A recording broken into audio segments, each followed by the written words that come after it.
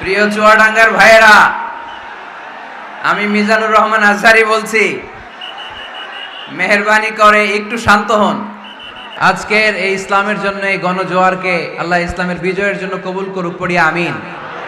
এই যে লক্ষ লক্ষ মানুষ আজকে চুয়াডাঙ্গার আলমডাঙ্গা থানায় উপস্থিত হয়েছে, আজকে মাহফিলের পরে টরিক ভাই বিরিয়ানির প্যাকেট দিবেন নাকি? নগদ টাকা দেয়া হবে? একজনকে খুশি করতে আমরা এখানে এসেছি, চিল্লায় বলতে হবে তিনি কে? আল্লাহ। এই লক্ষ লক্ষ মানুষের আগমন, এটা ইসলামের জন্য ভিক্টরি সাইন বহন করে, বিজয়ের সাইন। ইসলামের বিজয়কে কেউ থামায় রাখতে পারবে না, চিল্লায় বলেন ঠিক কিনা?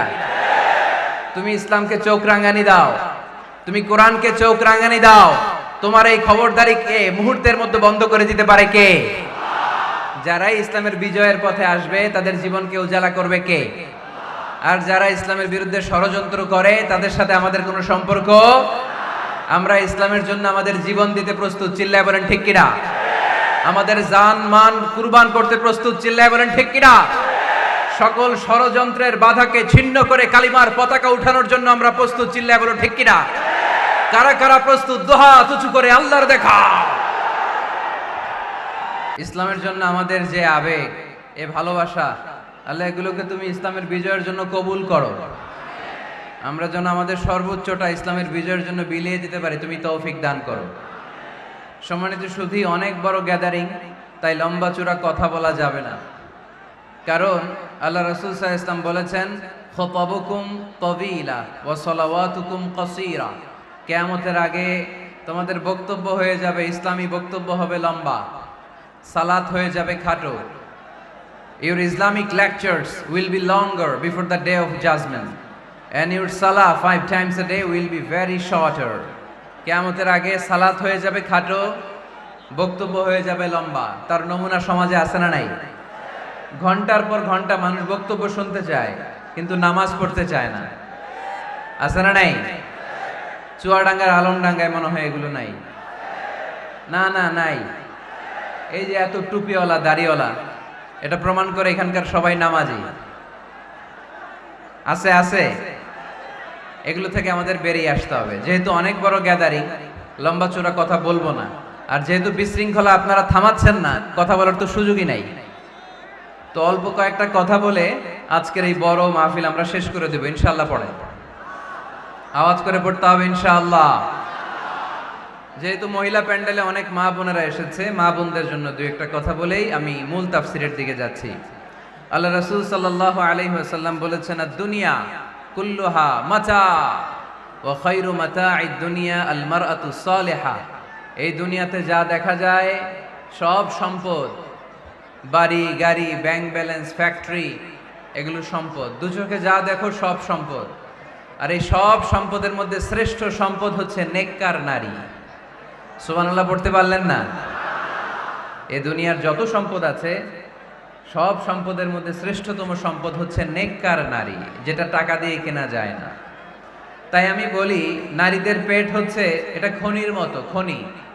আপনারা কি তেলের খনির নাম শুনেছেন? তেলের খনি, গ্যাসের খনি, কয়লার খনি, সোনার খনি, হীরার খনি। তো এই খনিগুলোর মতো আমাদের মা বোনদের পেটগুলো খনি। এই মা বোনদেরকে যদি আমরা কোরআন শিখাই, হাদিস শিখাই, ইসলামী সাহিত্য পড়তে দেই, ইসলামী তাহাদিব তামাদ্দুন শিষ্টাচার ভদ্রতা যদি তাদেরকে শিখাই, কোরআন সুন্নাহর আলোকে যদি তাদেরকে আমরা যত্ন নেই, তাহলে এই নারীদের পেট থেকে বড় বড় আল্লাহর ওলি বের হবে, আলোকিত মানুষ বেরোবে, হাফেজে কোরআন বেরোবে, মুফাসসিরে কোরআন বেরোবে।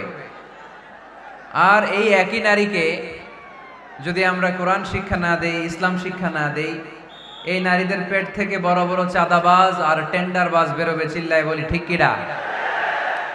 এদের পেট থেকে বেরোবে বড় বড় দুর্নীতিবাজ, যারা দেশের টাকা, হাজার কোটি টাকা পাচার করে দেয় বিদেশে, এরকম আছে না নাই?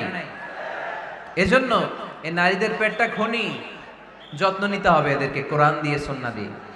আল্লাহ রাসূল সাল্লাল্লাহু আলাইহি ওয়াসাল্লাম বলেছেন, রিফকাম বিল কাওয়ারির।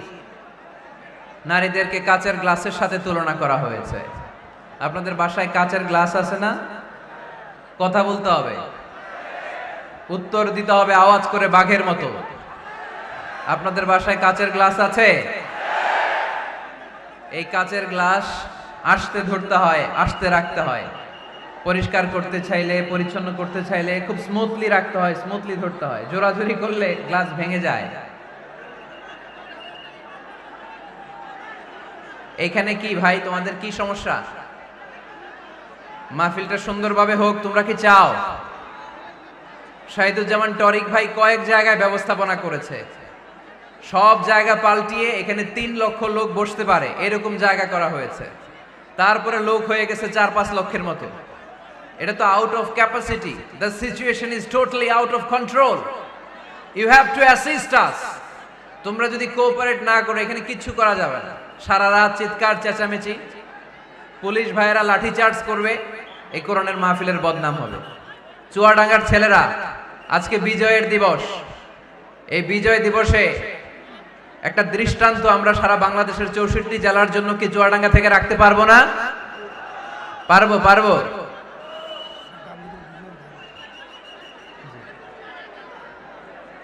আজকের এই বিজয় দিবসে দেখিয়ে দিতে হবে যে 9 মাস রক্তক্ষয়ী যুদ্ধের মাধ্যমে যেমনি আমরা গোটা বিশ্বে এক বিরল দৃষ্টান্ত, এক্সাম্পল স্থাপন করেছি, আজকে চুয়াডাঙ্গার আলমডাঙ্গা থানা তো একটা দৃষ্টান্ত স্থাপন করতে হবে তোমাদেরকে, যে লক্ষ লক্ষ লোক জায়গা ছিল না, আমরা দাঁড়িয়ে দাঁড়িয়ে ঘেমে অস্থির হয়ে কোরআনের কথা শুনেছি।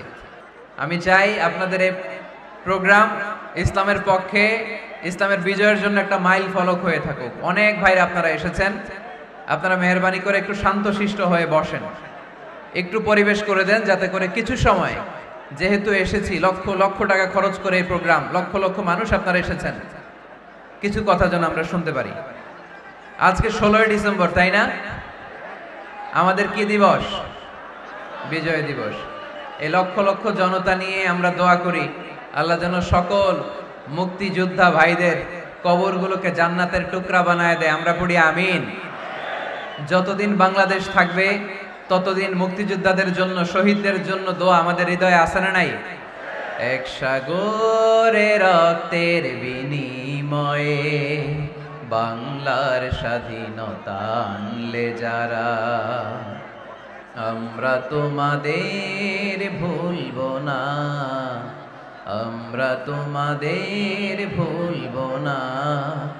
এক সাগরে রক্তের বিনিময়ে বাংলার স্বাধীনতা আনলে যারা, আমরা তোমাদের ভুলব না, আমরা তোমাদের ভুলব না।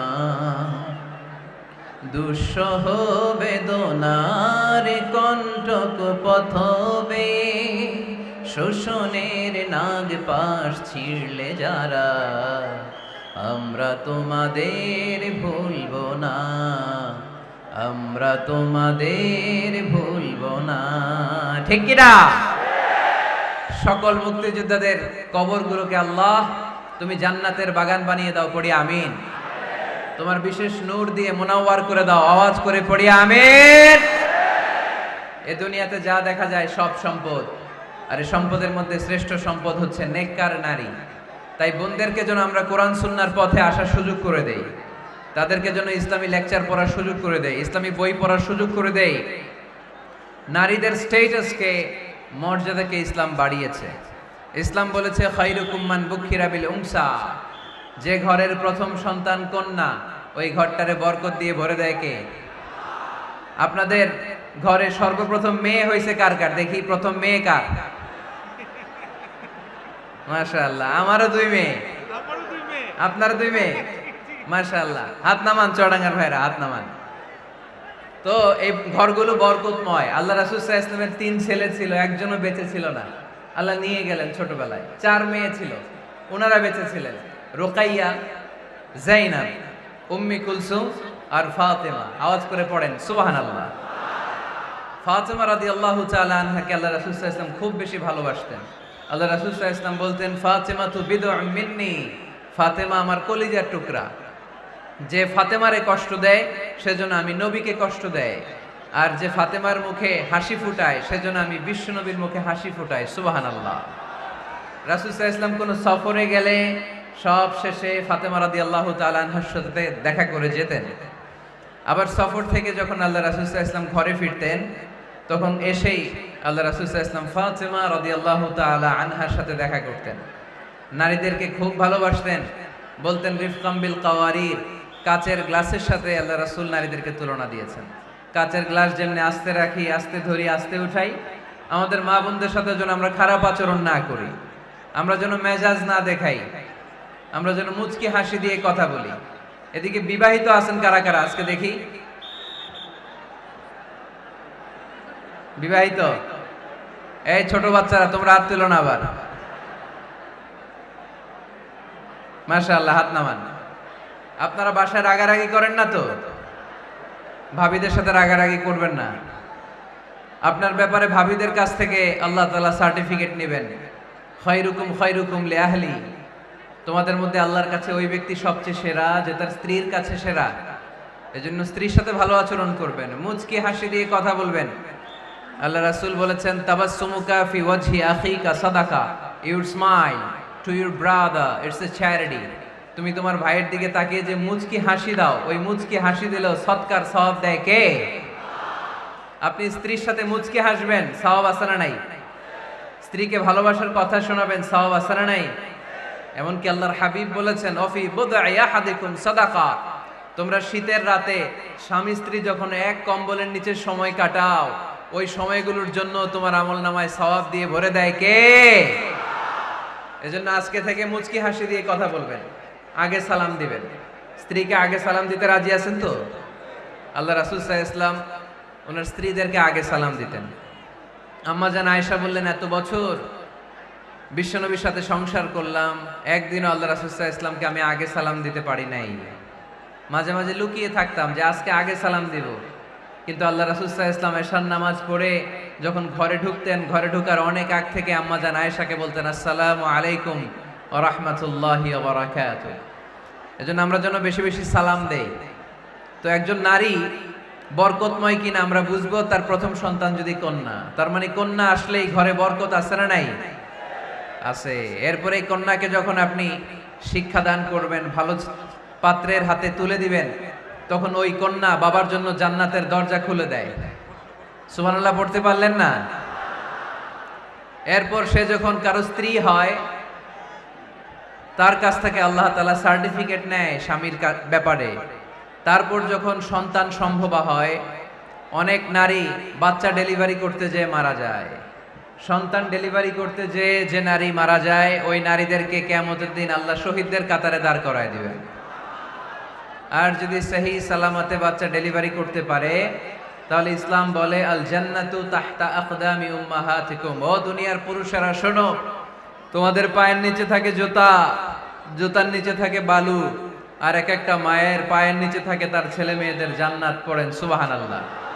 ওগো মা তুমি এই ধরনের শ্রেষ্ঠ নিয়ামত, তোমারই পদ তলে রয়েছে জান্নাত।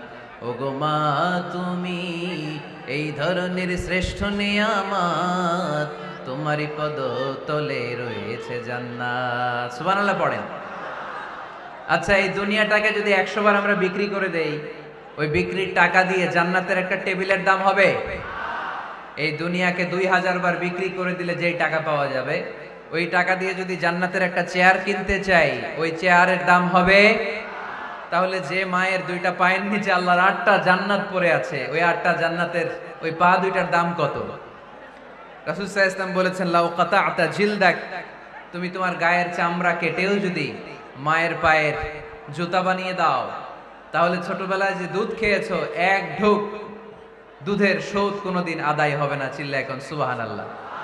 মায়ের এক ধার দুধের দাম, কাটিয়া গায়ের চাম, পাপোশ বানাইলেও ঋণের শোধ হবে না।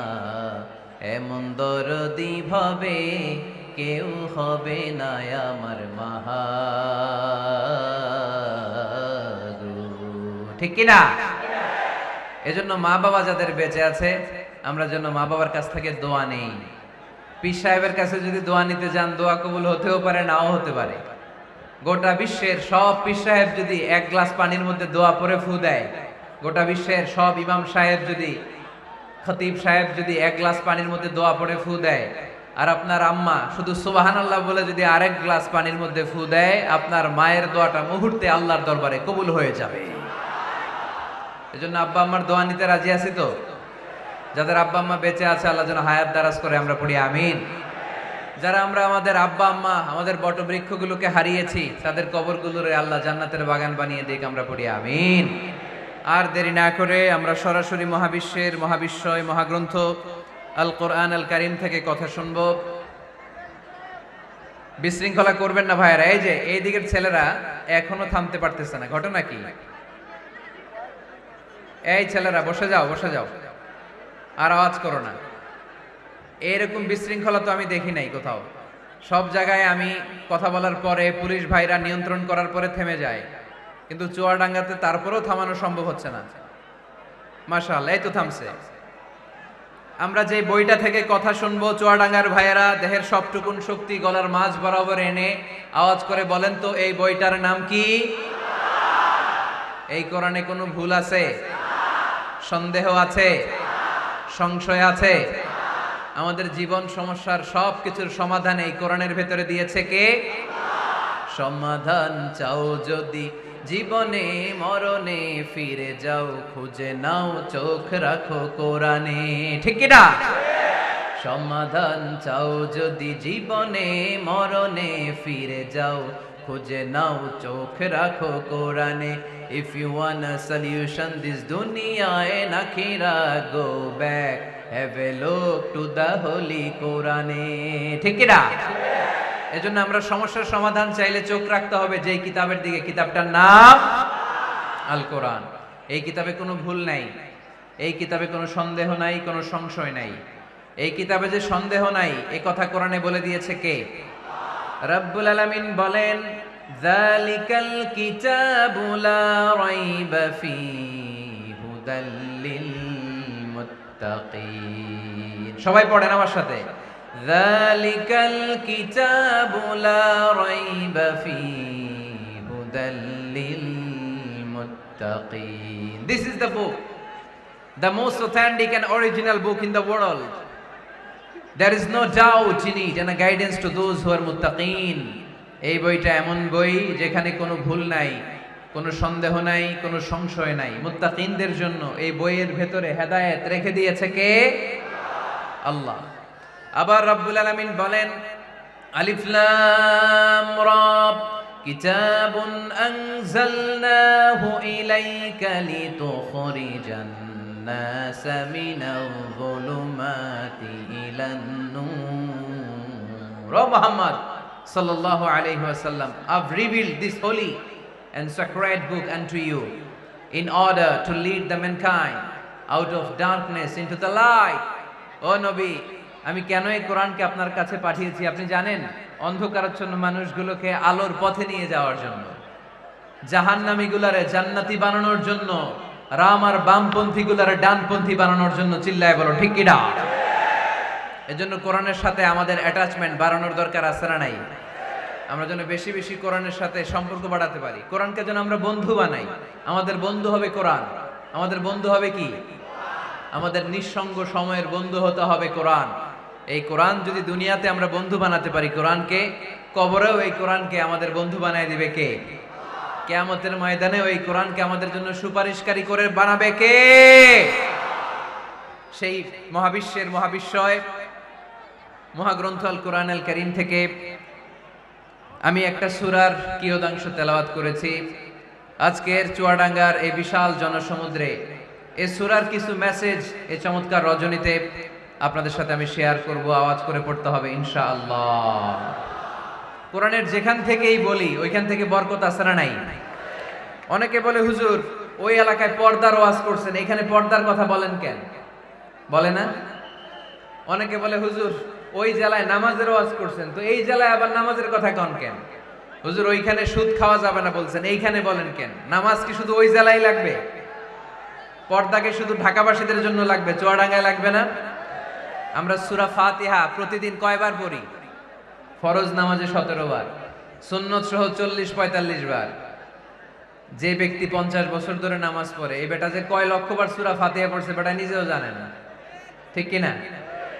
আচ্ছা, আপনারা কি জানেন যে সূরা আর রহমানে একটা আয়াত আছে, যে আয়াতটা আল্লাহ বারবার বারবার ওই সূরার ভেতরে উল্লেখ করেছে, সূরা আর রহমানে? জানেন কি আয়াতটা কি? কি আয়াত? ফাবিআইয়ি আলা রাব্বিকুমা তুকাযযিবান। এই আয়াতটা আল্লাহ তাআলা একবার দুইবার নয় 31 বার উল্লেখ করেছেন সূরা আর রহমানের ভেতরে। সুবহানাল্লাহ পড়েন। তার মানে জরুরি কথা সব জায়গায় বলতে হয়, বারবার বলতে হয়, চিল্লায় বলতে হবে, ঠিক কি না? আজকে আমরা সূরা দোহা থেকে কথা শুনবো। সূরাতুদ দোহা, আওয়াজ করে বলেন তো সূরাটার নাম কি? এই আপনাদের গলার আওয়াজ। সারা বিকাল আর সন্ধ্যায় চিল্লাচিল্লি করতে করতে আপনাদের এনার্জি শেষ, তাই না? সূরাটার নাম সূরাতুদ দোহা। আওয়াজ করে বলেন তো সূরার নাম কি? মাশাআল্লাহ, আওয়াজ আছে তো? এনার্জি শেষ হয়ে যায় না এখনো বেঁচে আছে চুয়াডাঙ্গার লোক। তো আলোচনা শেষ পর্যন্ত এরকম আওয়াজ করে উত্তর দেয়া যাবে? মাশাআল্লাহ। এখন একেবারে ঠান্ডা, এবার আমরা প্রাণ খুলে কথা শুনবো কোরআনের। এই সূরাটা কোরআনের 93 নাম্বার সূরা। কত নাম্বার? এই সূরায় আয়াত আছে 11টা। কয়টা? এই সূরাটা মাক্কি সূরা। কি সূরা? মাশাআল্লাহ। আমি সবসময় বলি, যেহেতু লক্ষ লক্ষ মানুষের গ্যাদারিং, আমরা যদি ক্লাসের মতো করে প্রশ্ন করি, উত্তর করি, তাহলে আপনাদের মনে থাকবে, কিছু মেসেজ নিয়ে যেতে পারবেন। এজন্য কষ্ট হলেও শেষ পর্যন্ত উত্তর দেওয়া যাবে বাঘের বাচ্চার মতো চিল্লায়া ইনশাআল্লাহ। তাহলে আমি প্রশ্ন করি, উত্তর দেন। আওয়াজ করে বলেন তো সূরাটার নাম কি? কত নাম্বার সূরা? আয়াত সংখ্যা কত? সূরাটা মাদানী সূরা। কি সূরা? মাশাআল্লাহ, মনে রাখছেন তো দেখি। এই সূরাটা একটা আশা জাগা নিয়ে সূরা। হতাশ ব্যক্তিদের জন্য এই সূরায় মেডিসিন আছে, প্রেসক্রিপশন আছে, আছে রেমেডি। এই সূরার সেন্ট্রাল থিম বা কেন্দ্রীয় আলোচ্য বিষয় হচ্ছে, মুমিন কখনো হতাশ হয় না, মুমিন কখনো নিরাশ হয় না, মুমিন কখনো হাল ছেড়ে দেয় না, মুমিন ভরসা রাখে একজনের উপর। চিল্লায় বলতে হবে, তিনি কে? লা তাইয়াসু মির রাউহিল্লাহ ইন্নাহু লা ইয়াইয়াসু মির রাউহিল্লাহি ইল্লাল কওমুল কাফিরুন। সাইয়েদনা ইয়াকুব আলাইহিস সালাম তার ছেলেদেরকে বলেছিলেন, কলিজার টুকরা, আমার বাছাধনেরা, আল্লাহর রহমত থেকে নিরাশ হয়ো না। আল্লাহর দয়া, কৃপা, করুণা, মার্সি, ব্লেসিংস এন্ড বাউন্টিজ থেকে নিরাশ হয়ো না। কাফেররা ছাড়া আল্লাহর রহমত থেকে কেউ নিরাশ হয় না। মুমিন কখনো আল্লাহর রহমত থেকে নিরাশ হয় না। হ্যাঁ, মুমিনের জীবনে বিপদ আসে, ক্রাইসিস আসে, সংকট আসে। বিপদ নাই, সমস্যা নাই, পেরেশানি নাই, এরকম জীবন কারো আছে? কেউ দাঁড়ায় বলতে পারবেন, হুজুর আমার জীবনে কোনো বিপদ নাই, কোনো সমস্যা নাই? কেউ বলতে পারবেন? বিপদ, পরীক্ষা আল্লাহ আমাদেরকে দেয় পরীক্ষা করবার জন্য, ঠিক কি না? বিপদ আল্লাহ আমাদেরকে দেয় আমাদের কোমরগুলোকে সোজা করবার জন্য, আমাদের পায়ের নিচের মাটিকে শক্ত করবার জন্য, প্রতিকূল পরিবেশে নিজের অবস্থানকে শক্তভাবে জানান দেওয়ার জন্য। চিল্লায় বলেন ঠিক কি না?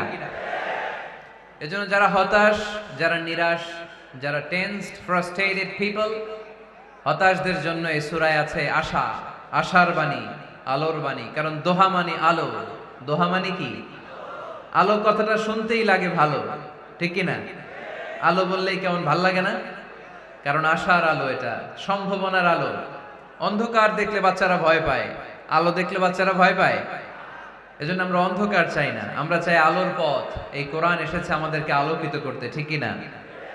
আল্লাহ রাসূল সাল্লাল্লাহু আলাইহি ওয়াসাল্লামের খুব মন খারাপ, তিনি খুব বিচলিত, তিনি খুব পেরেশান। আল্লাহ রাসূল সাল্লাল্লাহু আলাইহি ওয়াসাল্লামের পেরেশানি দূর করার জন্য সান্ত্বনার বাণী হিসেবে আল্লাহ তাআলা এই সূরাটা আল্লাহ রাসূলের জন্য ডেডিকেট করে নাজিল করেছেন। চিল্লায় পড়েন সুবহানাল্লাহ। আর আল্লাহ বুঝাতে চেয়েছেন, আমার নবীকে আমি যেভাবে পেরেশানি দূর করেছি, সাহায্য করেছি, মুমিনদের জীবনেও আমি আল্লাহর পক্ষ থেকে সাহায্য আছে না নাই? এজন্য আমরা কখনো হতাশ হব না। এই মেসেজটা যদি বাড়িতে আজকে নিয়ে যেতে পারো চুয়াডাঙ্গার ছেলেরা, অনেকে হতাশ ব্যক্তি জীবনে, পেশাগত জীবনে, পারিবারিক জীবনে হতাশ, চাকরি হয় না, ব্যবসায় মন্দা। যাদের ব্যবসা মন্দা, এই শাহিদুজ্জামান টরিক ভাইয়ের সাথে দেখা করবা। সফল ব্যবসায়ী, বাংলাদেশ কাঁপায়, এখন সিঙ্গাপুর কাঁপাইতেছে। তো তোমরা ওনাকে ধরবা টাইট করে যে ভাই কিভাবে আপনি সফল হলেন, শোনান আপনার সফল হওয়ার গল্প। How to succeed in life, কিভাবে ব্যবসায় সফল হতে হয়, কিভাবে আইকন হতে হয়। শহীদ ভাইয়ের কাছ থেকে চুয়াডাঙ্গার ছেলেরা জেনে নিবা। মুমিন কখনো হতাশ হয় না। আজকের মাহফিল থেকে এতটুকু যদি এই জনসমুদ্র থেকে আমরা বাসায় নিয়ে যেতে পারি যে আমরা কখনো হতাশ হব না, আমরা নিরাশ হব না, শেষ নিঃশ্বাস থাকা পর্যন্ত আমরা হাল ছেড়ে দিব না, আমরা ভরসা রাখবো সব সময় একজনের উপর, চিল্লায় বলতে হবে তিনি কে। Every time you feel like you cannot go on, you feel so lost that you are so alone.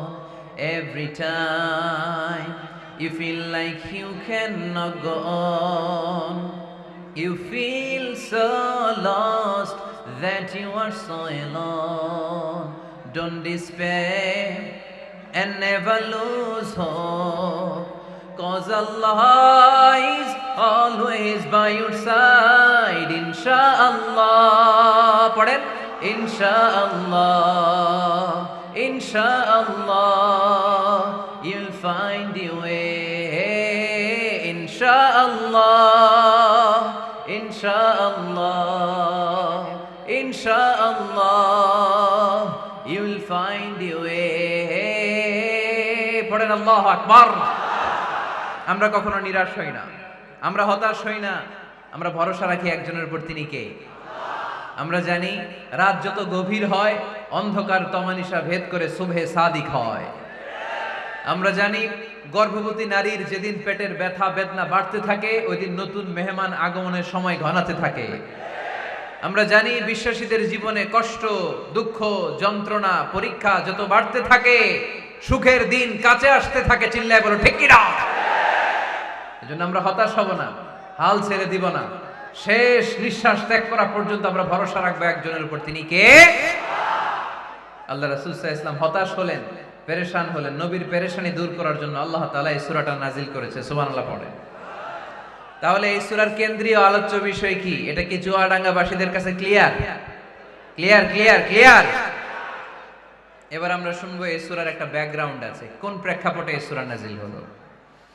আল্লাহ রাসূল সাল্লাল্লাহু আলাইহি ওয়াসাল্লামকে আল্লাহ বললেন, ইয়া আইয়ুহার রাসূলু বাল্লিগ মা উনজিলা ইলাইক, নবী কোরআনে যা নাজিল করেছি সব আপনি পৌঁছে দিন, কিছু গোপন রাখা যাবে না। এই কোরআনের কোনো কিছু বিশ্বনবী গোপন রেখেছে? সবাই বলেন না কেন, গোপন রেখেছে নাকি সব প্রচার করে দিয়েছে? সব প্রচার করে দিয়েছে। হঠাৎ করে হেরা গুহায় বিশ্বনবীর কাছে নাজিল হলো ইকরা বিসমি রাব্বিকাল্লাযী খালাক, খালাকাল ইনসানা মিন আলাক, ইকরা ওয়া রাব্বুকাল আকরামুল্লাযী আল্লামা বিল কলম, আল্লামাল ইনসানা মা লাম ইয়ালাম। পড়েন সুবহানাল্লাহ। আল্লাহ নাজিল করলেন, নবী পড়ো, তোমার প্রভুর নামে যিনি সৃষ্টি করেছেন, তুমি যা জানতে না তা তোমার রব তোমারে শিখিয়েছেন, কলমের মাধ্যমে তোমাদেরকে জ্ঞান দিয়েছেন। সুবহানাল্লাহ। ইকরা বিসমি রাব্বিকাল্লাযী খালাক, read in the name of your lord who has created. পড়ো তোমার প্রভুর নামে। কোরআনের প্রথম বাণী পড়ো। কোরআনের প্রথম বাণী কি? সবাই বলেন, প্রথম বাণী কি? আল কোরআনের প্রথম বাণী পড়ো, আল হাদিসে নবীর কথা পড়ো। আল কোরআনের প্রথম বাণী পড়ো, আল হাদিসে নবীর কথা পড়ো। পড়ে পড়ে শেখো, শিখে শিখে তুমি তোমার নিজের জীবন গড়ো। সুবহানাল্লাহ পড়ো। পড়ে পড়ে নিজের জীবন গড়তে হবে। নাজিল হলো ইকরা বিসমি রাব্বিকাল্লাযী খালাক, যা নাজিল হলো নবী প্রচার করে দিলেন। এরপরে আরেক সূরা নাজিল হলো ইয়া আইয়ুহাল মুযাম্মিল কুমিল লাইলা ইল্লা কালিলা, বিশ্বনবী প্রচার করে দিলেন। এরপরে নাজিল হলো ইয়া আইয়ুহাল মুদ্দাসসির কুম ফাআনজির, বিশ্বনবী প্রচার করে দিলেন। যাই প্রচার নাজিল হয় তাই তিনি প্রচার করে দেন, যাই নাজিল হয় তাই তিনি প্রচার করে দেন। এরকম চলতে থাকলো কিছুদিন, কিন্তু হঠাৎ করে আর কোনো কোরআনের আয়াত নাজিল হয় না, ওহী আসা বন্ধ হয়ে গেল। ফলে নবীও নতুন কোনো কথা মক্কার লোকদেরকে শোনাতে পারে না। মক্কার লোকেরা বলল, ঘটনা কি মুহাম্মদ? নতুন নতুন আয়াত এতদিন বলতা, এখন বলো না কেন? বলো। বিশ্বনবী বলতে পারেন না, কারণ বিশ্বনবী কি মন গড়া কোনো কথা বলে? সবাই যদি বুঝে থাকেন উত্তর দেন, বিশ্বনবী কি মন গড়া কথা কোনোদিন বলেছে? রব্বুল আলামিন বলেন, ওয়ামা ইয়ানতিকু আনিল হাওয়া ইন হুয়া ইল্লা ওয়াহয়ুন ইউহা। আমার নবী মন গড়া কোনো কথা বলেন না। আমার পয়গম্বর মন মস্তিষ্ক কোনো প্রসূত কথা তোমাদের কাছে পেশ করে না। আকাশ থেকে জিব্রাইল মারফত যা তিনি শুনতে পান তা তিনি মক্কাবাসীদের কাছে পৌঁছে দেন। দিকে তাকিয়ে আছি, নতুন আয়াত আসে না কেন? আমি কবে নতুন আয়াত শোনাবো? কোন তাফসিরে এসেছে 15 দিন, কোথাও এসেছে 25 দিন, 40 দিন, কোথাও এসেছে কয়েক মাস। আল্লাহ রাসূল সাল্লাল্লাহু আলাইহি ওয়াসাল্লামের কাছে কোরআনের আয়াত নাজিল করাকে বন্ধ রেখেছিল কে? নাজিল হয় না, তিনি কোরআনের আয়াত শোনাতেও পারেন না। আমরাও মাঝে মাঝে এরকম হতাশ হই, কি রে ব্যবসা করলে লস, চাকরি হয় না, অসুস্থতা, মনে হয় আল্লাহ বোধহয় আমাদেরকে পছন্দ করে না, এরকম টেনশন আমাদেরও আছে না নাই? রাসূল সাল্লাল্লাহু আলাইহি ওয়াসাল্লাম যখন টেনশনে পড়ে গেলেন, আল্লাহ তাআলা এই সূরা নাজিল করার মধ্য দিয়ে আল্লাহ রাসূল সাল্লাল্লাহু আলাইহি ওয়াসাল্লামের টেনশন দূর করে দিলেন। চিল্লায় পড়েন সুবহানাল্লাহ। রাসূল সাল্লাল্লাহু আলাইহি ওয়াসাল্লামের পেরেশানি দূর করার জন্য আল্লাহ নাজিল করলেন, ওয়াদ-দুহা ওয়াল লাইলি ইযা সাজা মা ওয়াদ্দাআকা রাব্বুকা ওয়া মা ক্বালা। ওয়াদ-দুহা আলোর শপথ, ওয়াল লাইলি ইযা সাজা নিঝুম নিস্তব্ধ রাতের শপথ। সুবহানাল্লাহ পড়েন। প্রথমে আল্লাহ দুইটা কসম কাটলেন, কয়টা? দুইটা। প্রথমে দোহা, প্রভাতের সূর্য কিরণের শপথ, আলোর শপথ। এরপরে অন্ধকারের শপথ কাটলেন। আলোর শপথ দিয়ে আল্লাহ তাআলা ওহী আশাকে বুঝালেন, আর অন্ধকারের শপথ দিয়ে আল্লাহ ওহী না আশাকে বুঝালেন। আল্লাহ বুঝাতে চাইলেন, নবী সব সময় আলো থাকলে ভাল লাগে না। 24 ঘন্টায় যদি সূর্যের আলো, এখনো সূর্যের আলো, সকালেও সূর্যের আলো, খালি আলো আর আলো, ভাল লাগবে? কথা বলেন না কেন? আবার 24 ঘন্টায় ঘুটঘুটে অন্ধকার, কোনো আলো টালো নাই, ভাল লাগবে? তার মানে জীবন চালাতে আলোরও দরকার, অন্ধকারেরও দরকার। বিশ্বনবীরে বুঝাতে চাইলেন, নবী ওহী আসা যেমনি দরকার, মাঝে মাঝে ওহী বন্ধ রেখে আপনার একটু বিশ্রাম দেওয়া দরকার। সুবহানাল্লাহ পড়েন। সরকারি চাকরি যারা করেন সপ্তাহে কয় দিন জব করেন? জোরে বলেন। 5 দিন। বাকি 2 দিন কি করেন? বিশ্রাম নেন, ছুটিতে থাকেন। 7 দিনে যদি কাজ করা লাগতো, ভাল লাগতো? কথা বলেন না কেন? ভাল লাগতো না। আবার 7 দিনে যদি ছুটি থাকতো, ভাল লাগতো না। তার মানে কাজেরও যেমনি দরকার, বিশ্রামেরও দরকার, ঠিক কিনা? আল্লাহ বুঝাতে চাইলেন, নবী কাফেরদের কথায় কান দিবেন না। ওরা বলে আমি আপনারে ভুলে গিয়েছি। না না, কোশ্চিন কালেও না। আমি আপনারে কেমন করে ভুলে যাই? আপনি আমার বন্ধু। আমি ইচ্ছা করে ওহী নাজিল বন্ধ রেখে কিছুদিন আপনারে ছুটি দিলাম। আল্লাহর পক্ষ থেকে আমি আপনার জন্য বিশ্রামের ব্যবস্থা করে দিয়েছি। নবী বিশ্রামের ব্যবস্থা করে দিলাম, কারণ প্রতিদিন ওহী নাজিল হলে এটা পৌঁছে দেওয়া, এটা চারটেখানি কথা নয়। ওহীর বাণী, এটা কোনো মন্ত্রীর বাণী না। ওহীর বাণী, এটা কোনো প্রেসিডেন্টের বাণী না। ওহীর বাণী প্রধানমন্ত্রীর বাণী না। ওহীর বাণী রাজা বাদশার বাণী নয়। ওহীর বাণী আমাদের কাছে পাঠিয়েছে কে? এই কালামুল্লাহ মাজিদের ওজন আছে না নাই? আল্লাহ বললেন, ইন্না সানুলকি আলাইকা কওলান সাকিলা। নবী গো, কোরআনের বাণী এটা হালকা কোনো বাণী নয়, এটা ভারী একটা বাণী। এই বাণী যদি আমি সাগরে নাজিল করতাম, এই কোরআনের বাণী যদি আমি জঙ্গলে নাজিল করতাম, আর এই কোরআনের বাণী যদি আমি পাহাড়ের মধ্যে নাজিল করতাম, কোরআনের ভারে বড় বড় পাহাড়গুলো মুহূর্তের মধ্যে ভেঙে চুরে খান খান হয়ে যেত।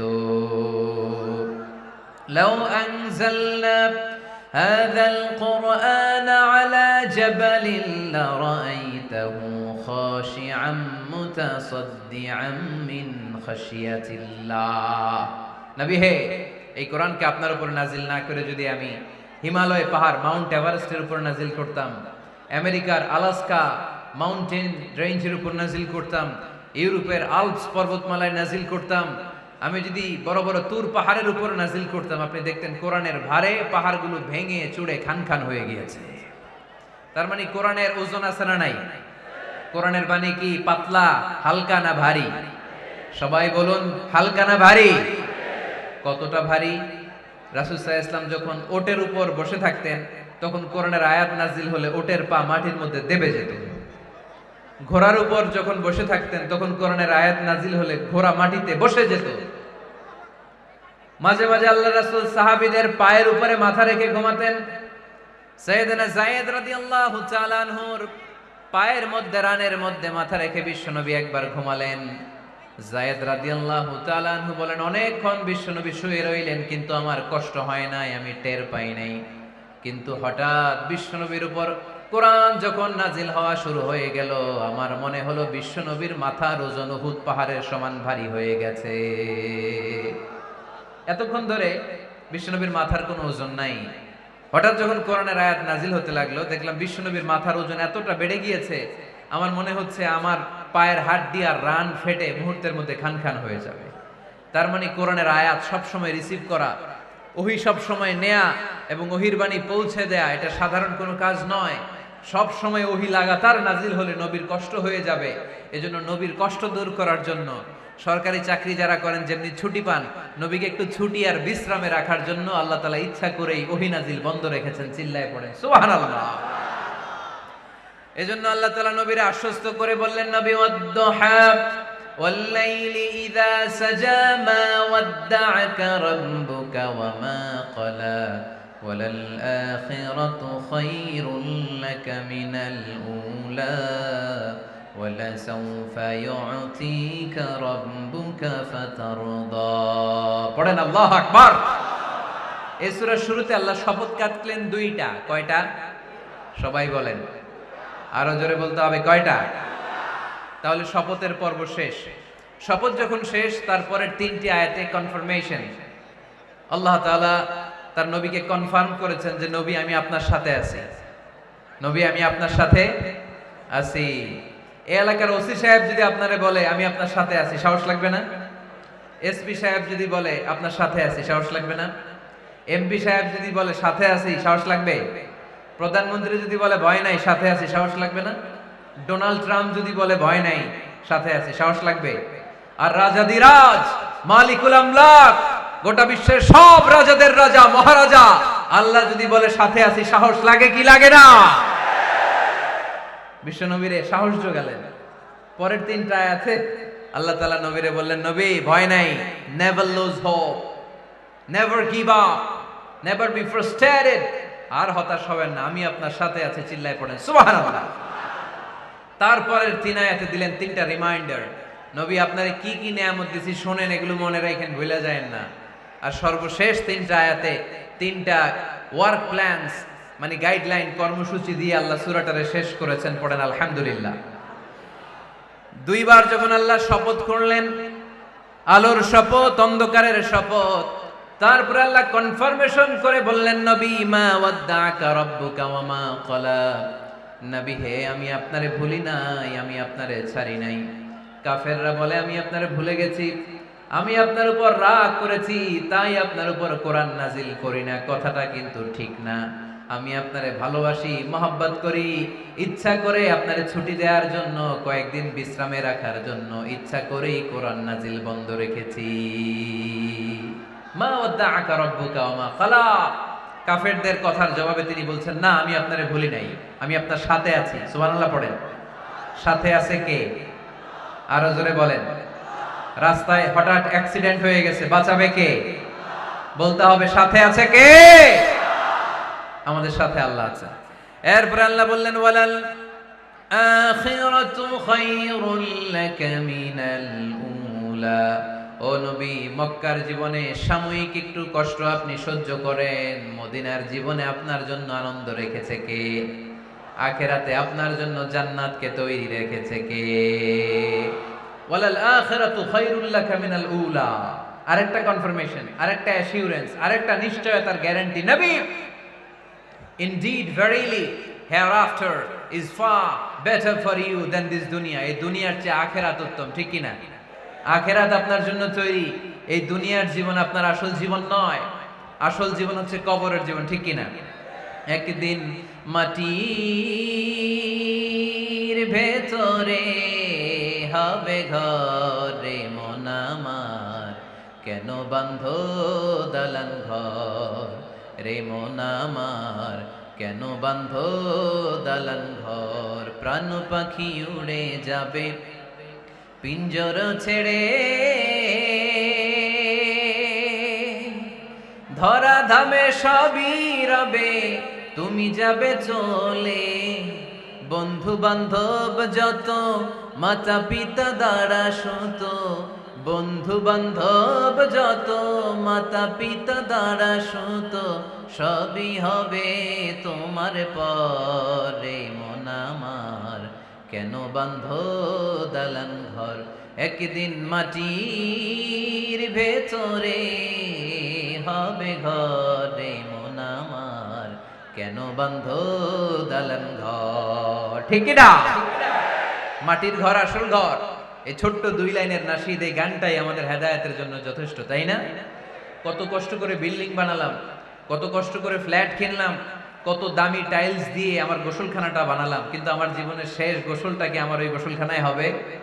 চিল্লায় বলতে হবে, হবে। এজন্য আল্লাহ বললেন, ওয়ালাল আখিরাতু খায়রুল লাকা মিনাল উলা। ও নবী, দুনিয়ার জীবন আসল জীবন নয়, আসল জীবন হলো আখিরাতের জীবন, ঠিক কি না? কিন্তু আমরা পাগল হয়ে আছি কোন জীবনের জন্য?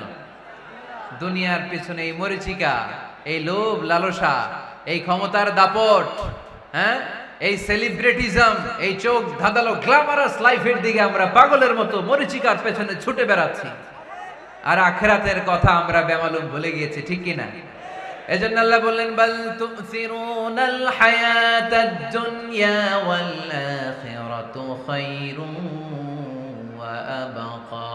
তোমরা দুনিয়ার জীবনকে বড্ড বেশি প্রাধান্য দাও, কিন্তু জেনে রেখো, মনে রেখো, দুনিয়া আসল নয়, আসল ঠিকানা হলো মুমিনের আখিরাত।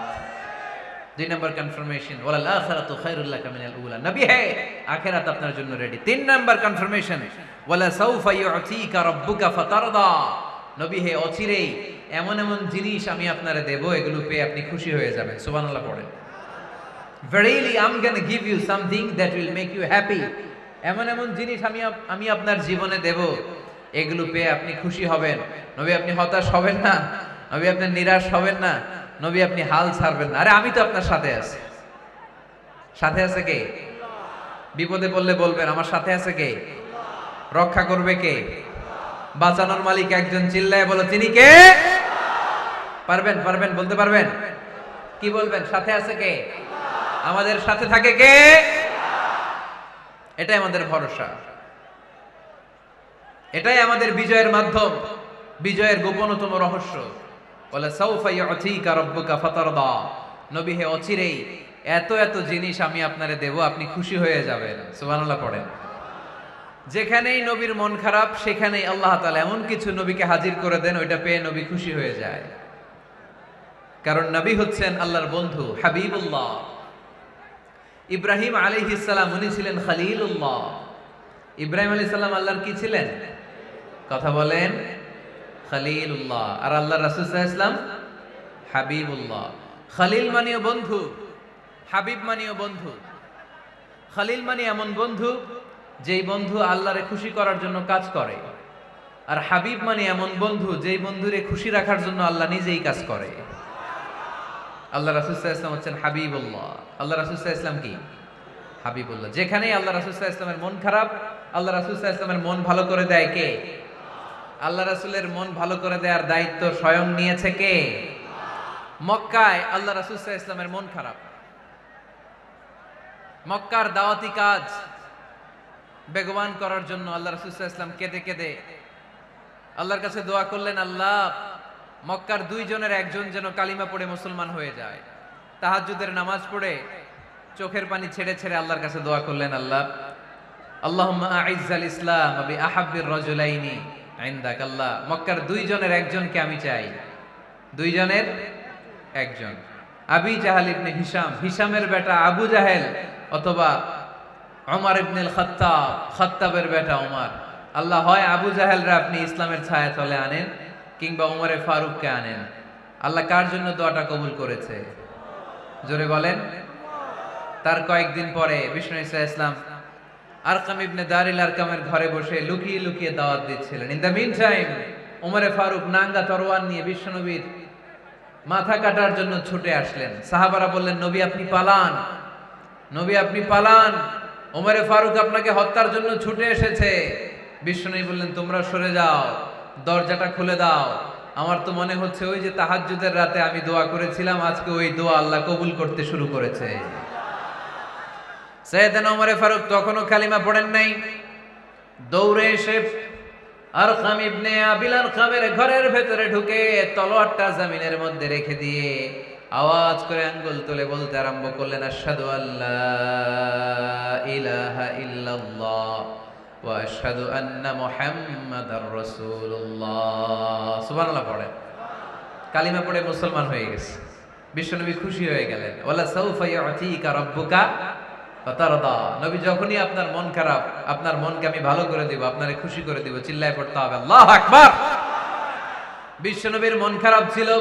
হঠাৎ সাইয়েদনা ওমর ফারুকের ইসলাম গ্রহণের মধ্য দিয়ে বিশ্বনবীর মন ভালো করে দিল কে? আল্লাহ মন ভালো করে দিলেন। এবার ওমর ফারুক বললেন, ইয়া রাসূলুল্লাহ, এই যে কোরআনের বাণী আপনি প্রচার করেন, আলাইসাল কোরআনু কিতাবুন হক, কোরআন কি সত্য কিতাব নয়? আপনারা আওয়াজ করে বলেন তো, আমাদের কোরআন কি সত্য কিতাব নয়? ইসলাম কি সত্য ধর্ম নয়? আল্লাহ কি আমাদের সঠিক রব নয়? তিনটা প্রশ্ন করলেন বিশ্বনবীকে। আপনাদের মতোই বিশ্বনবী বললেন, হ্যাঁ, কোরআনও সত্য, ইসলামও সত্য, আল্লাহও সত্য। এবার ওমর ফারুক বললেন, ফাফিমাল ইখতিফা, নবী তাহলে লুকিয়ে লুকিয়ে দাওয়াত দেন কেন?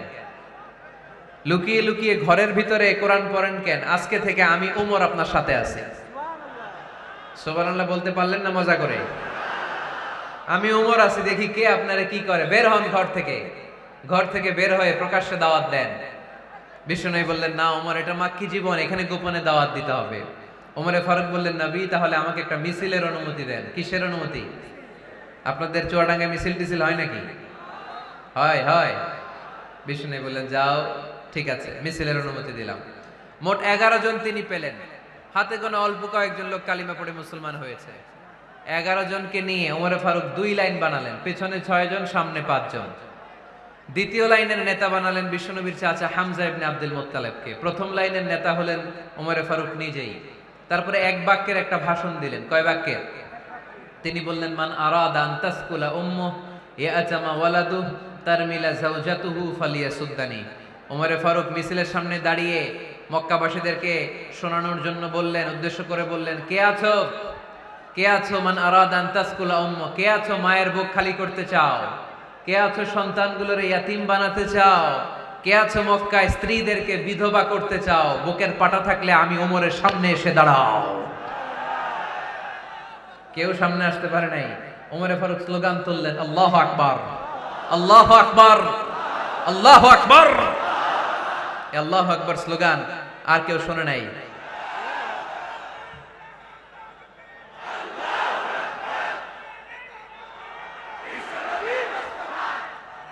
বালিশ হইলে খুব ভালো হতো, বালিশ হইলে ভালো হতো।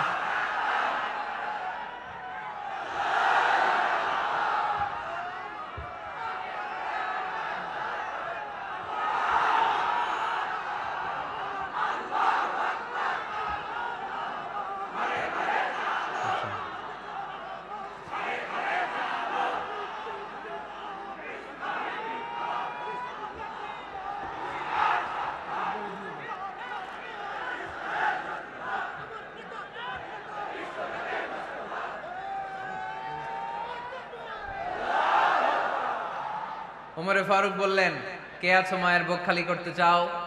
কে আছো সন্তানগুলোর ইয়াতিম বানাতে চাও? কে আছো স্ত্রীকে বিধবা বানাতে চাও? ফালিয়া সুদ্দানি, বুকের পাটা থাকলে সামনে এসে ঠেকাও। এই আল্লাহু আকবার স্লোগান শুরু করলেন। ওমরে ফারুক বললেন, কাবা ঘর যে ধরবো, কাবা ঘর ধরার আগ পর্যন্ত কেউ ওমরের মিছিল থামাতে পারবে?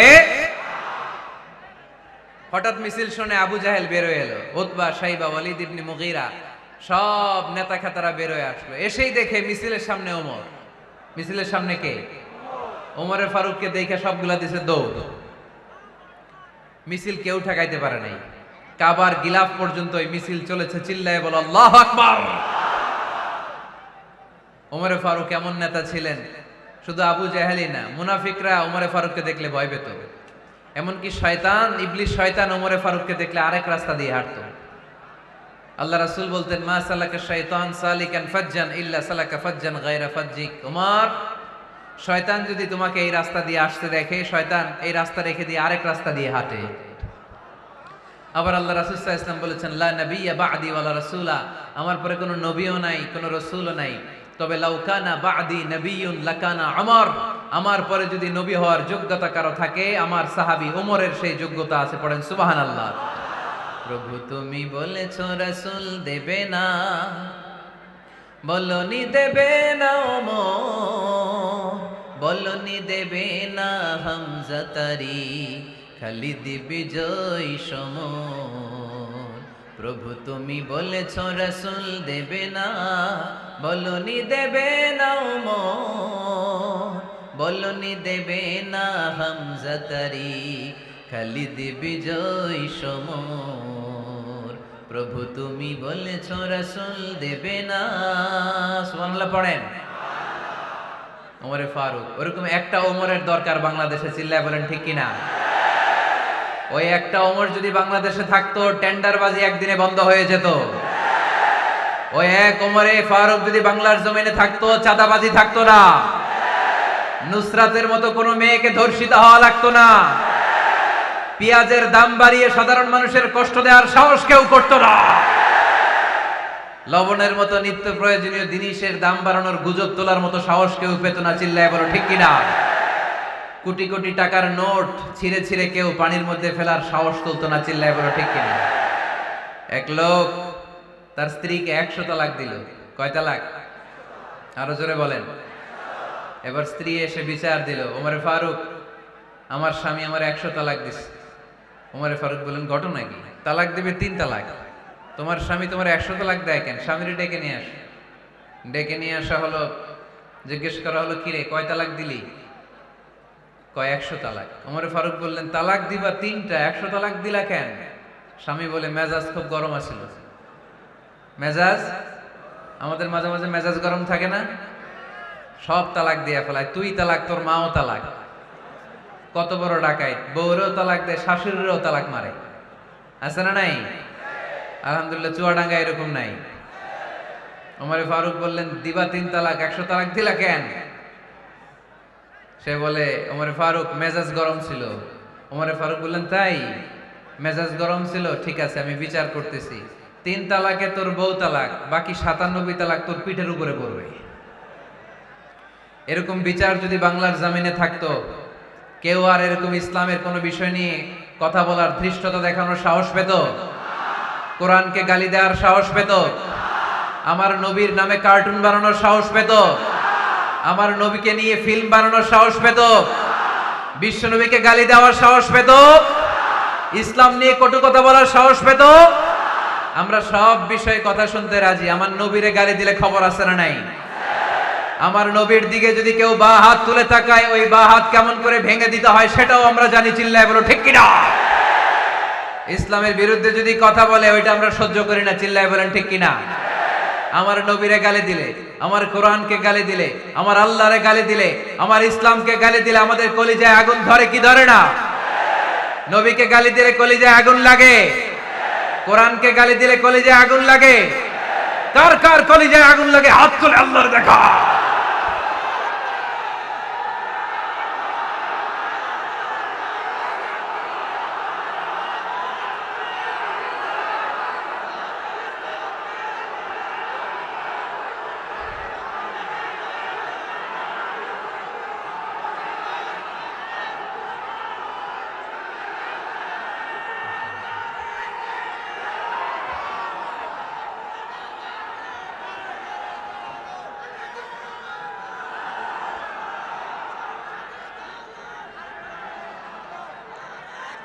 আমাদের এই উচ্ছ্বাস, আল্লাহ রাসূলের ভালোবাসা, কোরআনের ভালোবাসা, ইসলামের ভালোবাসা, আল্লাহর জন্য ভালোবাসার এই উচ্ছ্বাস, এই সতেজতাকে আল্লাহ তুমি ইসলামের বিজয়ের জন্য কবুল করে নাও।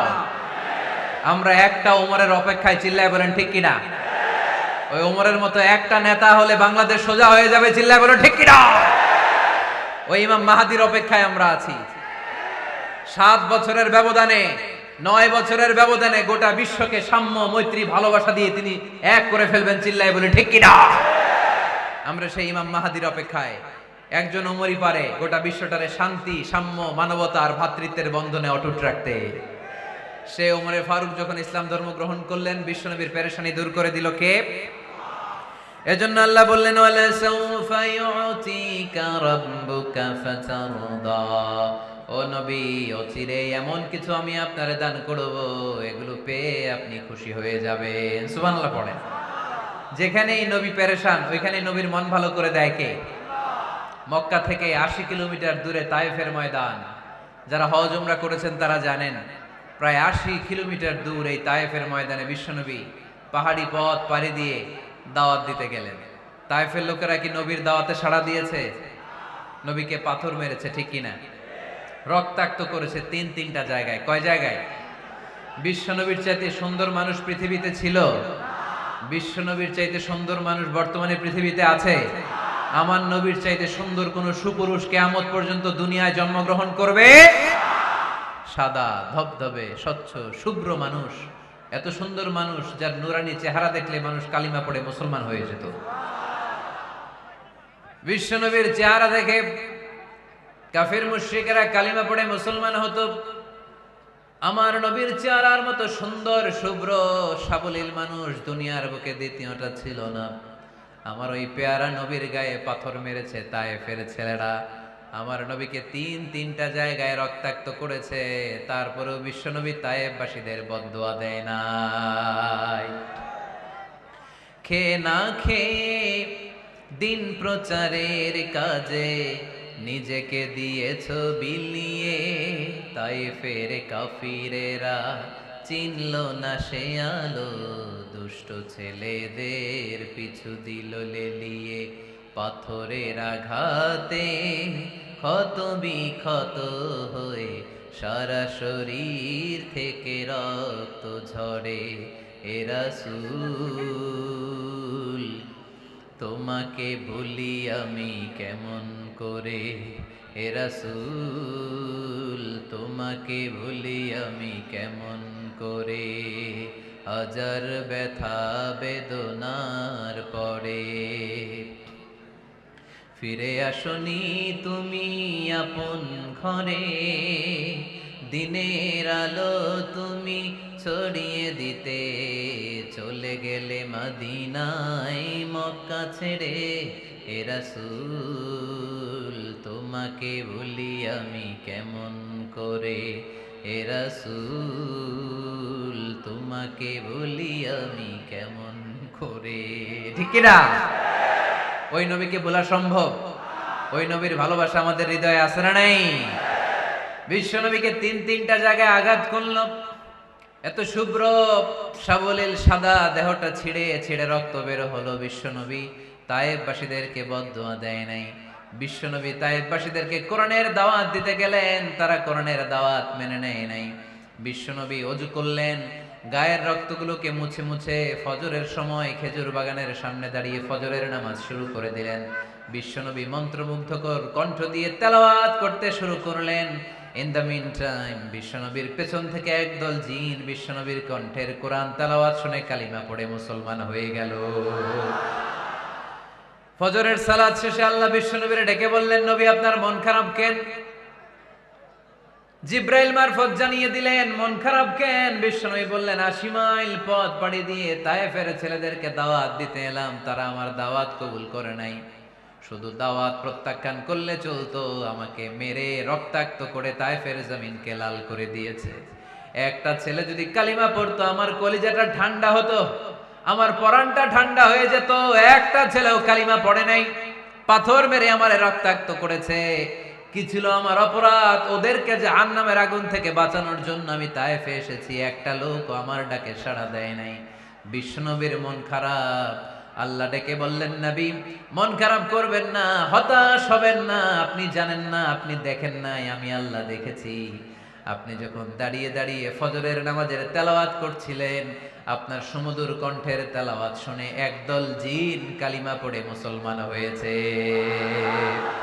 ইন্না সামি'না কুরআনান আজাবা ইয়াহদি ইলার রুশদি ফাআমান্না বি। বিশ্বনবী যখন কালামুল্লাহ মাজিদ থেকে দাঁড়িয়ে দাঁড়িয়ে তেলাওয়াত করছিল।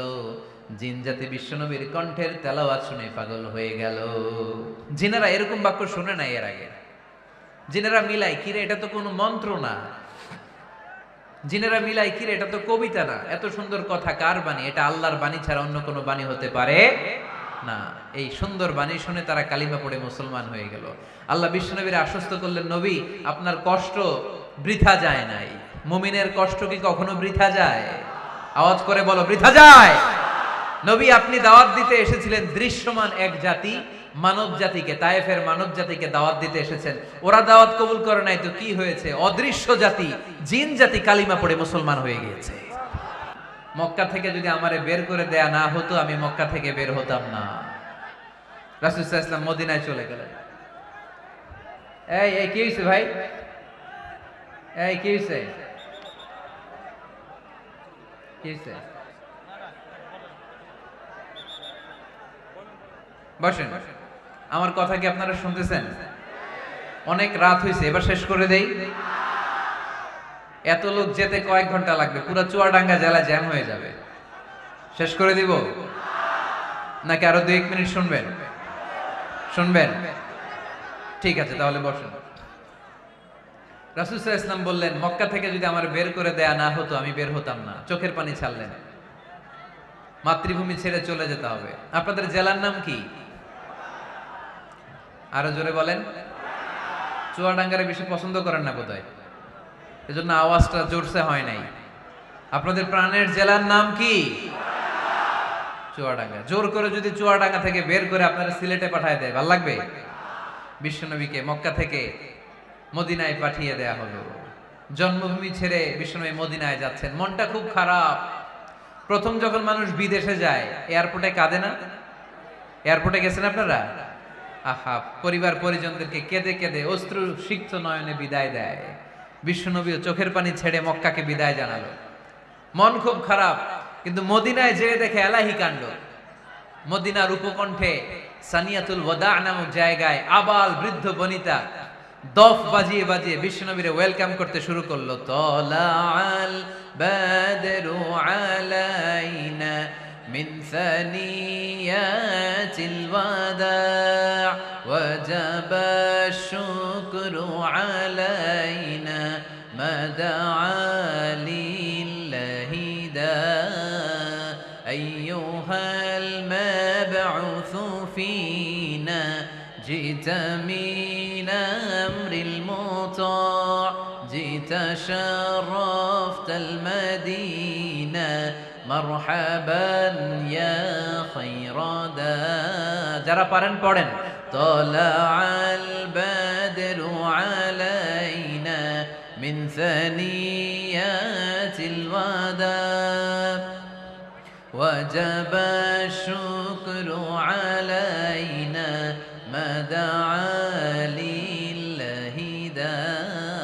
পড়েন না আল্লাহু আকবার। এই বিশাল জনসমুদ্র দেখে তলাল বাদরু আলাইনা আর দফ বাজাতে বাজাতে নবীকে ওয়েলকাম এন্ড রিসিপশন দেয়া হলো। এই মদিনার মানুষের ভালোবাসা দেখে মক্কা থেকে যে তিনি চোখের পানি ছেড়ে বিদায় নিয়েছেন, এই দুঃখের কথা বিশ্বনবী ভুলে গেলেন। বিশ্বনবীর মনকে আবার খুশি করে দিল কে? সুবহানাল্লাহ কইতে পারলেন না? ওয়ালা সাউফা ইউতিকা রাব্বুকা ফাতারদা। নবী অচিরেই এমন জিনিস আপনাকে আমি দান করব, আপনি খুশি হয়ে যাবেন। আবার বিশ্বনবী শুনতে পেলেন ওনার আগের পয়গম্বরদের বয়স ছিল কারো 1000 বছর, কেউ হায়াত পেত 2000 বছর, কেউ পেত 1500 বছর। তাদের উম্মতের মধ্যে থেকে কেউ বাঁচত 800 বছর, 700 বছর। বিশ্বনবী মনে মনে দুঃখ পেতে শুরু করলেন, হায় হায়, আমার উম্মতের গড় বয়স এত কম। আগের উম্মতেরা হায়াত পেয়েছে বেশি, ইবাদত করার সুযোগও পেয়েছে বেশি। আমার গুনাহগার উম্মতেরা হায়াত পাবে কম, তাই ইবাদতের সুযোগও তাদের কম। ঠিক কি না? আল্লাহ রাসূল সাল্লাল্লাহু আলাইহি ওয়াসাল্লাম ফরমান, আ'মার উম্মতি মা বাইনা 60 ইলা 70। আমার উম্মতের গড় বয়স 60 থেকে 70। 60 থেকে 70 এর মধ্যে আমার উম্মতের বেশিরভাগ লোক মারা যাবে। ওয়া আকাল্লুহুম মায়াজুযু যালিক, হাতে গোনা অল্প কয়েকজনই 70 এর বেশি হায়াত পাবে। আপনাদের চুয়াডাঙ্গার কি অবস্থা? কত হায়াত পায় মানুষ? 80 বছর বয়স পেয়েছেন এরকম কেউ আছে নাকি আজকের মাহফিলে? 80? 80 বছরের মুরব্বী কেউ আছেন? নাই। 70 বছর হায়াত পেয়েছেন কেউ আছে? হ্যাঁ আছে আছে। 60 বছর বয়স আছে? 60 বছর আছেন। 50 আছে কার কার দেখি? 50। টরিক ভাইয়ের বয়স কত? শহীদ ভাই বয়স কত চলে? 50। মাশাআল্লাহ, আরো 50 বছর আল্লাহ বাঁচায় রাখুন। সবাই পড়ি আমিন। তো রাসূল সাল্লাল্লাহু আলাইহি ওয়াসাল্লাম চিন্তিত হলেন, হায় রে, আগের উম্মতেরা হায়াত পাইতো 1000 বছর, 1500 বছর, আমার উম্মত 60 থেকে 70 এর মধ্যে সব মরে যাবে। ওরা ইবাদত করার সুযোগ পেয়েছে বেশি, আমার উম্মতের কি হবে? সুবহানাল্লাহ কইবেন না? কি দরদ আমাদের জন্য, কি মায়ার নবী, কি দয়ার নবী। আমার নবীর চাইতে দয়ালু মানুষ পৃথিবীতে ছিল? আমার নবীর চাইতে বিশ্বস্ত মানুষ পৃথিবীতে আছে? আহমদ বড় বিশ্বস্ত, সে কোন বন্ধু বলো বেশি বিশ্বস্ত, সে কোন বন্ধু বলো বেশি বিশ্বস্ত। কার কাছে মন খুলে দেয়া যায়, কার কাছে প্রাণ খুলে দেয়া যায়, হওয়া যায় অতি আশ্বস্ত। তার নাম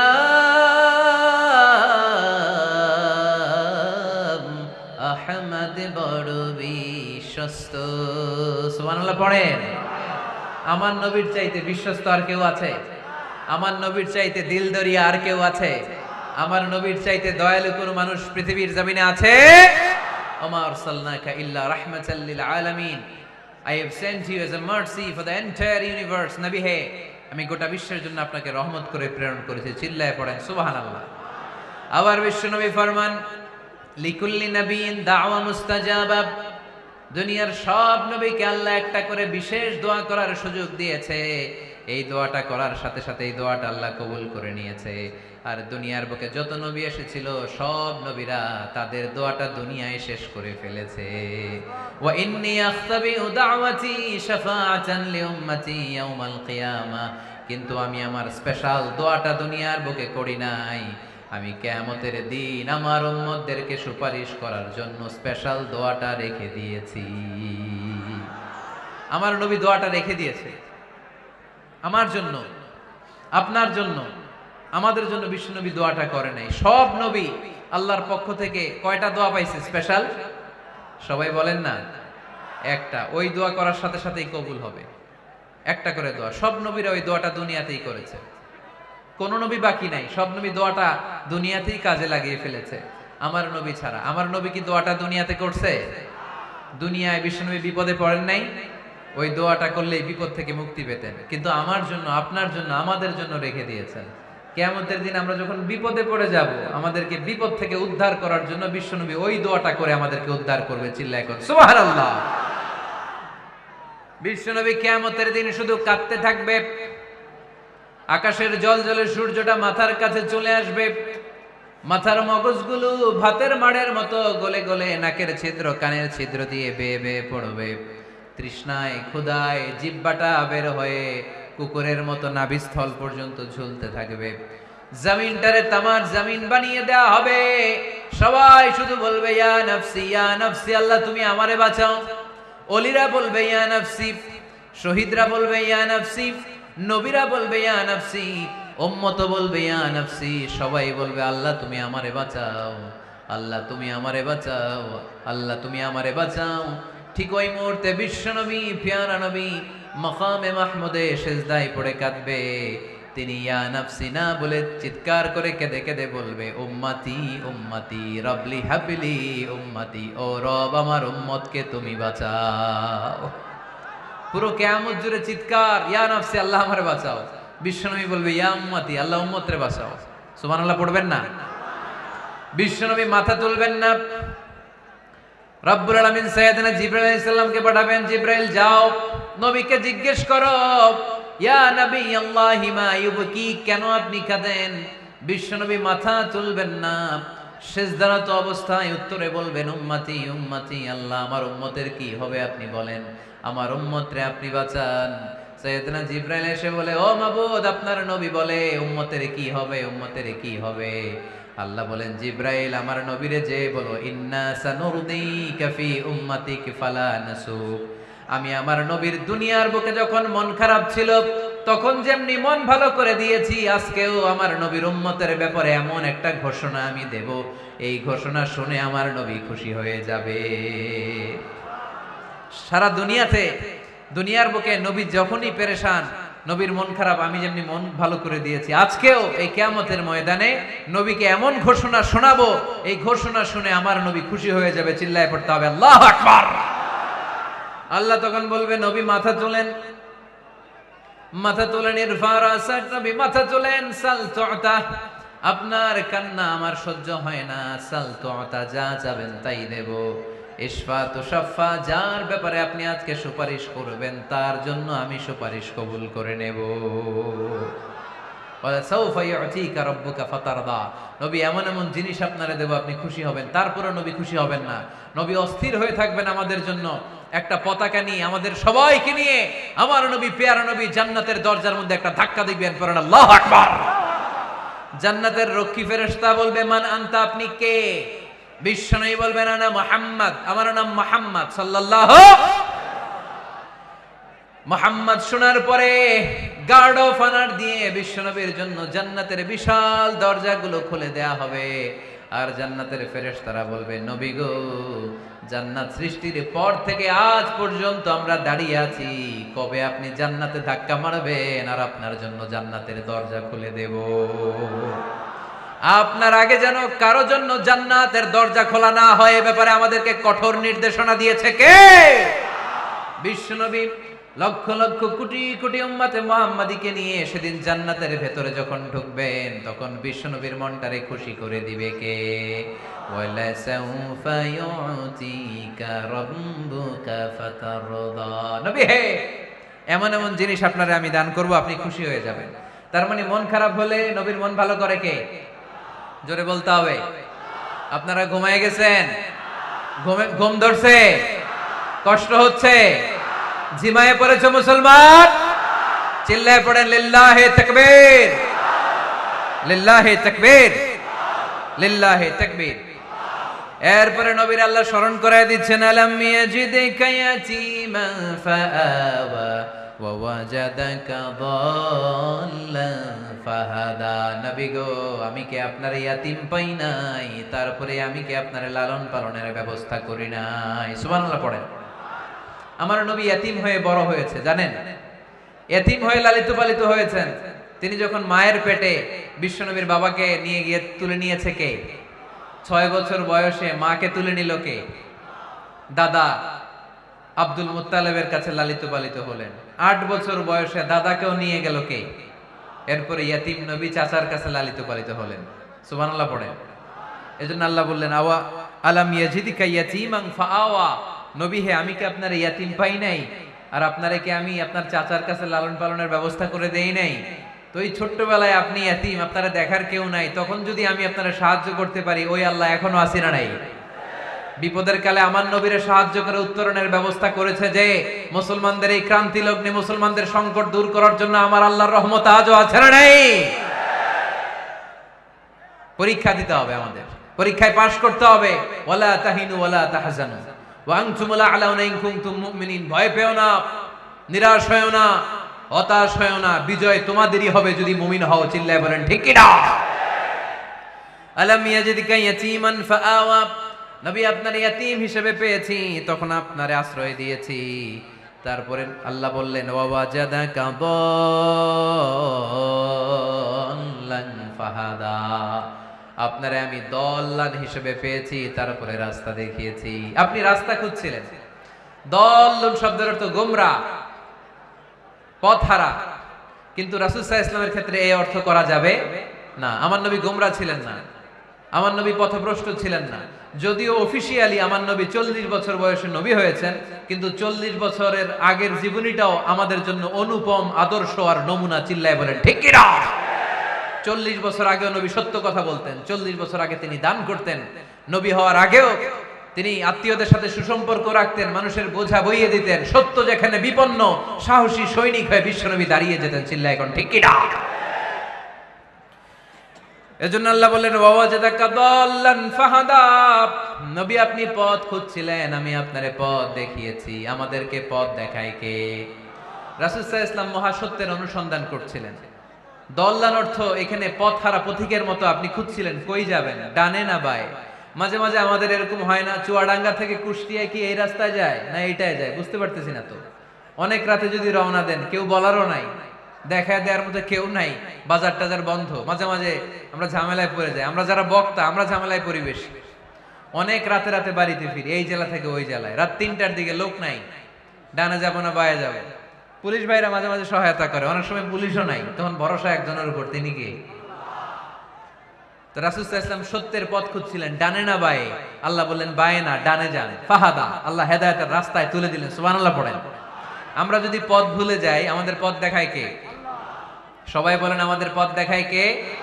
আমি যদি কোনদিন পথ ভুলে যাই, হাত ছানি দিয়ে কাছে নিও, মমতার বন্ধনে আমায় বেঁধে সব ভুল ক্ষমা করে দিও। পড়েন, আমি যদি কোনদিন পথ ভুলে যাই, হাত ছানি দিয়ে কাছে নিও, মমতার বন্ধনে আমায় বেঁধে সব ভুল ক্ষমা করে দিও। পড়েন আমিন। আমাদের পথ দেখায় কে? আমরা প্রতিদিন পড়ি ইহদিনাস সিরাতাল, সবাই পড়েন ইহদিনাস সিরাতাল। ও আল্লাহ আমাদেরকে সরল সঠিক পথ দেখাও। আল্লাহ বললেন নবী আপনাকে আমি পথ দেখিয়েছি। এরপর আল্লাহ বললেন ওয়াজাদাকা আইলান ফাআগনা, নবী আপনি ছিলেন নিঃস্ব, আপনার টাকা পয়সা ছিল না। খাদিজার সাথে বিয়ে দেওয়ার মাধ্যমে আমি আপনার নিঃস্বতা দূর করে ধনী বানিয়ে দিয়েছি। সুবহানাল্লাহ পড়েন। রাসূল সাল্লাল্লাহু আলাইহি ওয়াসাল্লাম মেষ চড়াতেন। মা বাআসাল্লাহু নাবিয়ান ইল্লা রাআল গানাম, এই পৃথিবীতে এমন কোন নবী নাই যেই নবী ছাগল চড়ায় নাই। আপনারা ছাগল চড়ান তো? আপনাদের তো এই যে কি বলে ব্ল্যাক গোট, চুয়াডাঙ্গার ব্ল্যাক গোট নাকি সারা দুনিয়ায় বিখ্যাত। হ্যাঁ, ব্ল্যাক বেঙ্গল, কি বলে ব্ল্যাক বেঙ্গল। ছাগল পালন কে কে দেখি তো চুয়াডাঙ্গায়? ওরে আল্লাহ, ছাগল তো নিয়ে যাওয়া লাগবে কয়েকটা, দেখা যায় অনেক ছাগল। মেহেরপুরে বিখ্যাত না?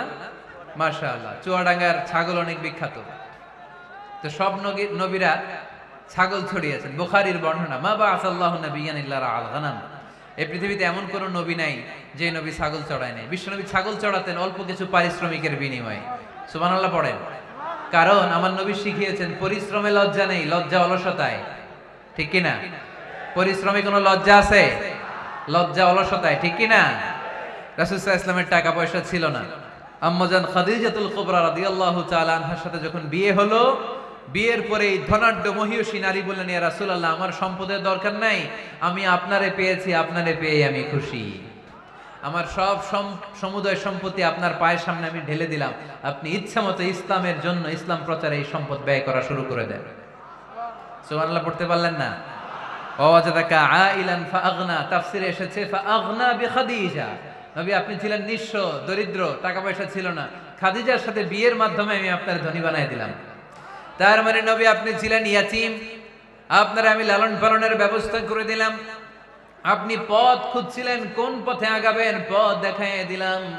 আপনি নিঃস্ব ছিলেন, আমি আপনার লালন পালনের ব্যবস্থা করে দিলাম, পথ দেখাইয়ে দিলাম। আপনার টাকা পয়সা ছিল না, খাদিজার সাথে বিয়ের মাধ্যমে ধনী বানাইয়ে দিলাম। সুবহানাল্লাহ। নবীর মন খারাপ তো, নবীর মন ভালো করার চেষ্টা করতেছে। দেখেন বন্ধু বন্ধু রাগ ভাঙায় কি করে। ও নবী আপনি রাগ করেন কেন? ওই যে আপনি ছোটবেলায় কষ্টে ছিলেন, আমি তো ঠিক করে দিলাম সব।